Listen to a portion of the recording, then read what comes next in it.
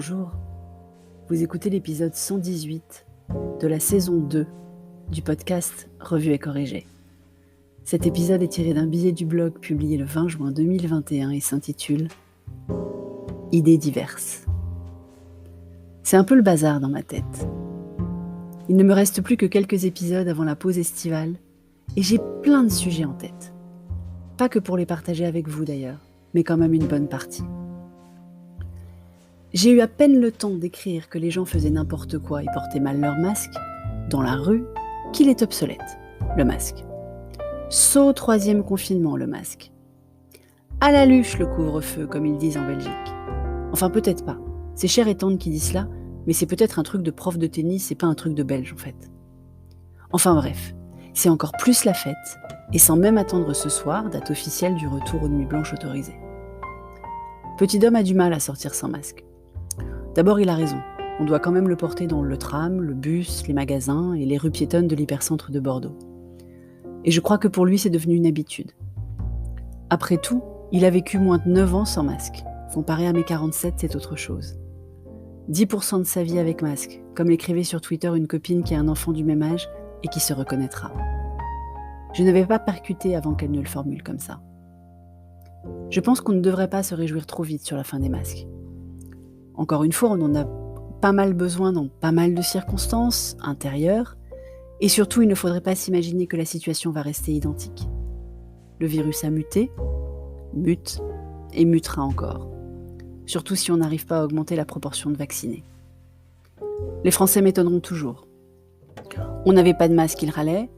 Là, ils ne peuvent plus attendre pour s'en débarrasser. On n'avait pas assez de vaccins, ils râlaient. Là, ils hésitent et préfèrent attendre que l'immunité soit acquise par d'autres qu'eux. J'ai peur que les Français ne m'étonnent pas en revanche ce soir pour les résultats des régionales et départementales. Parce qu'on ne vote pas que pour les présidents de région qu'on entend s'invectiver à longueur de chaîne d'infos, on vote aussi pour les départementales. Je mets d'ailleurs au défi quiconque de lister les responsabilités qui incombent aux différentes instances dans le millefeuille administratif territorial de la France.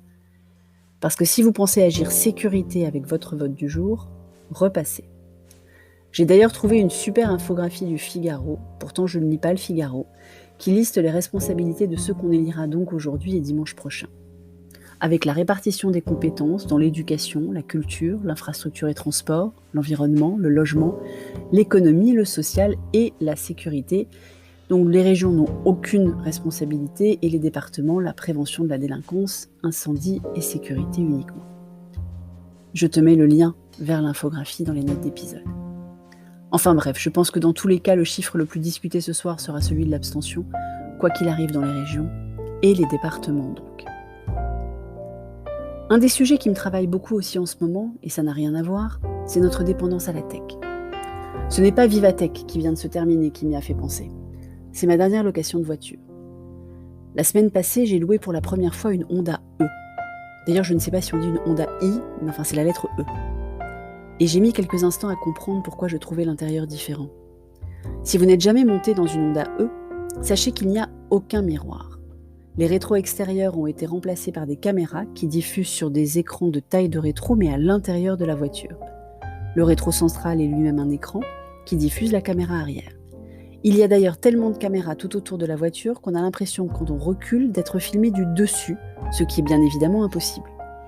Et je ne vous parle pas du tableau de bord, tout en affichage numérique, qui diffuse aussi bien l'écran de votre iPhone que d'autres choses intrinsèques au véhicule. Une fois l'amusement de la découverte de la voiture du futur passé, je me suis demandé ce que j'en pensais. Et je me suis dit que c'était bancal quand même, une voiture que tu ne peux pas utiliser à la moindre panne électrique parce que t'as pas de rétro. Remarquez, sans électricité, elle démarre pas en fait. Mais quand même pas à l'aise. Comme je ne suis pas à l'aise avec le fait que Petit Dom ait le réflexe Wikipédia dès qu'il cherche une information.